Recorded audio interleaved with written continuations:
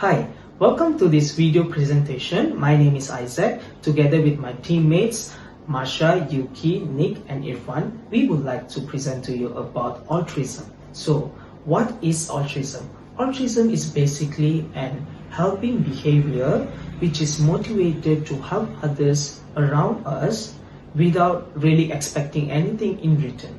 So what is altruism in social psychology? In social psychology, we can learn altruism explains why people choose to help someone who is in need, even though it requires their sacrifice, their time, their effort, sometimes their personal costs as well. Also, the acts of altruism are often influenced by empathy, sympathy, social responsibility, and also situational factors such as the presence of others. So, for this project, we choose altruism because altruism is needed, is very much needed in daily life. In our everyday life, we need to help others. It is very much needed and important. Why? Because as we live in community, as we all know, in our daily life, people around us, or even ourselves as well, we need help at some point of our life, at some moment of our life. So that is why it is important to apply altruism in our everyday life.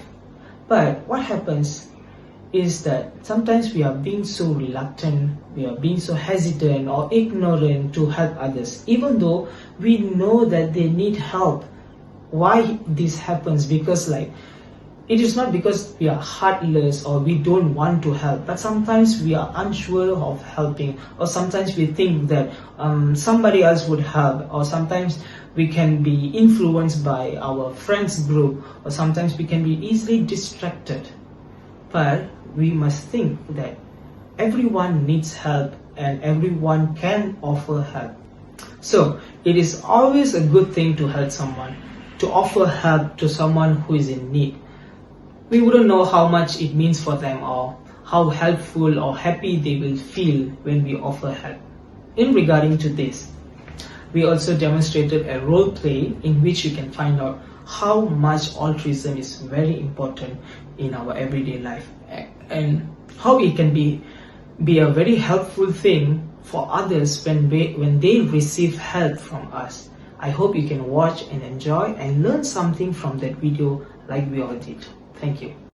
Hello, my name is Irfan. Now we'll talk about the social self that is portrayed in our psychodrama, The Lost Phone.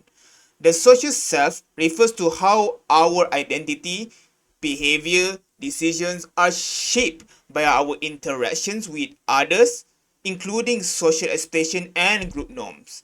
In our psychodrama, the social self is clearly shown through the reactions of the bystander when Yuki leaves her phone behind. Although several characters notice the phone, no one takes immediate action. This hesitation reflects how people often look to others for cues on how to behave in social situations. Instead of acting independently, individuals adjust their behavior based on what the group is doing. My character, Irfan, which is obviously my name, represents this aspect of the social self very clearly. Rather than deciding for myself what the right action was, I followed the group's behavior even though I recognized that the phone was important. I did not take responsibility at first.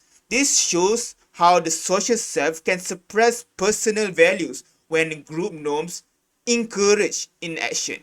In this situation, my identity was shaped more by my role as a group member than as an individual that makes decisions. The psychodrama also demonstrates how social influence affects moral behavior. When everyone at the table remain passive, that behavior becomes the normal response. This reflects how the social self is not just about who we are, but about how we adapt ourselves to fit into a group. People often avoid acting differently because they fear standing out or being judged.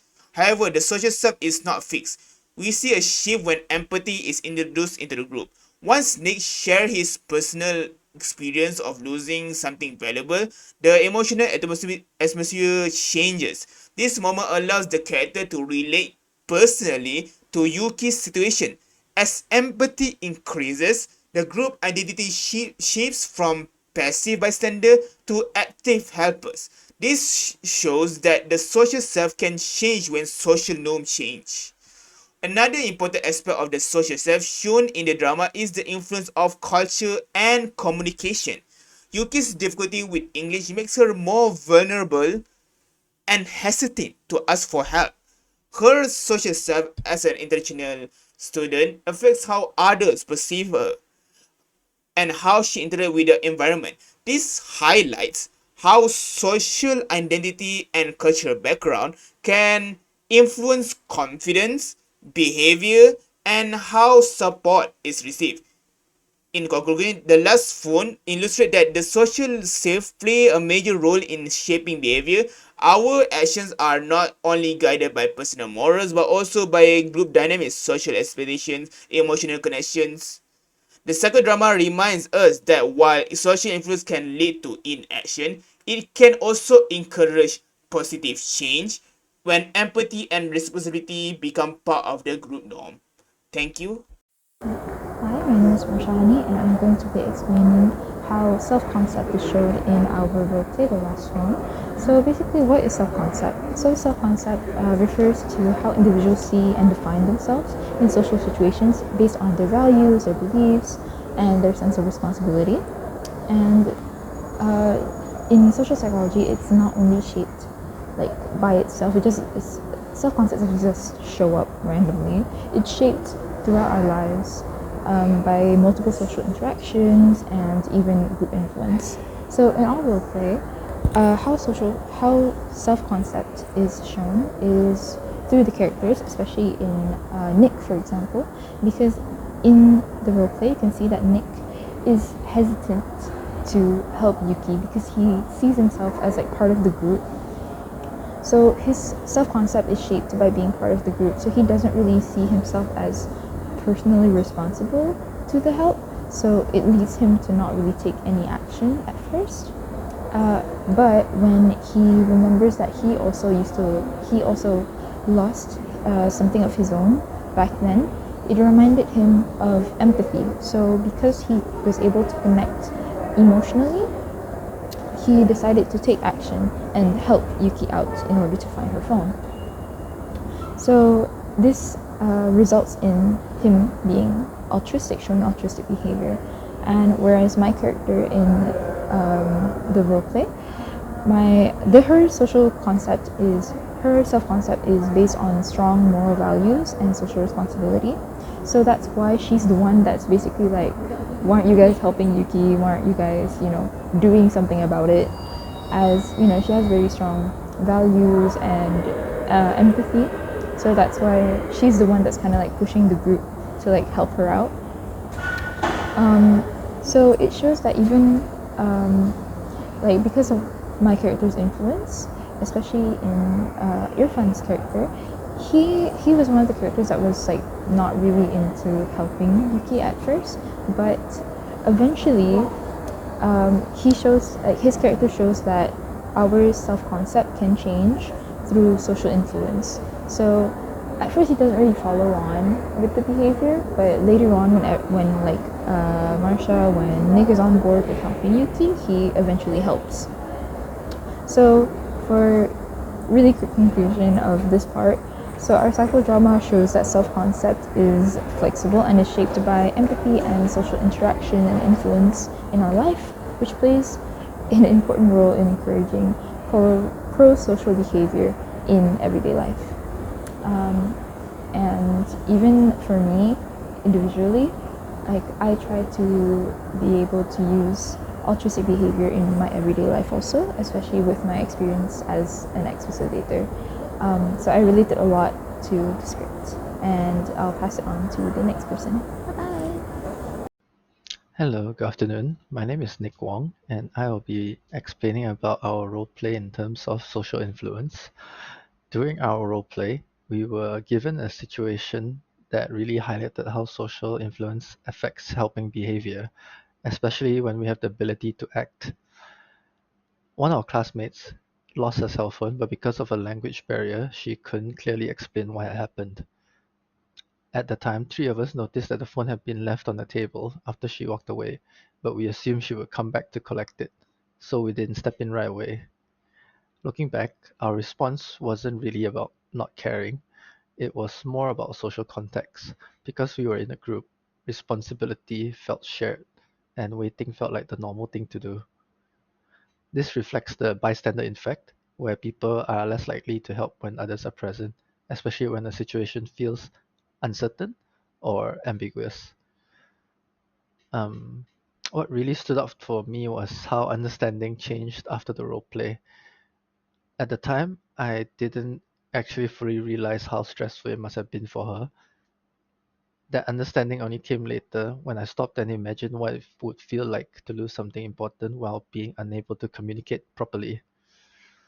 This links to the empathy altruism theory, which suggests that people are more likely to help when they take another person's perspective. The turning point came when another classmate questioned why we hadn't returned the phone. That one comment made us pause and reflect, and once we related it to our own experiences, we became more motivated to act and return the phone. Personally, this roleplay made me realize how easily I can stay passive in group situations, even when I know that helping would be the right thing to do.